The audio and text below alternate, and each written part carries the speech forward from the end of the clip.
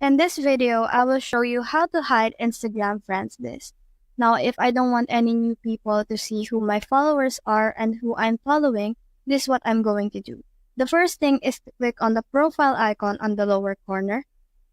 Tap on the three lines on the upper corner. You just have to scroll down and tap on account privacy. If you want your account to be private, all you have to do is enable this, and only your followers will be able to see your photos, videos, as well as your followers and following.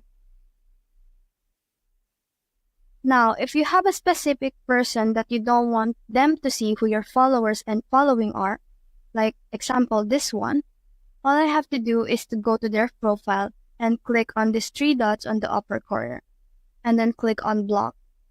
And now I will block this person and they won't be able to see who my followers are and who I'm following. So that's it. That's the whole process. If you have found this video helpful, please leave a like below and subscribe because it helps me reach more people. See you soon!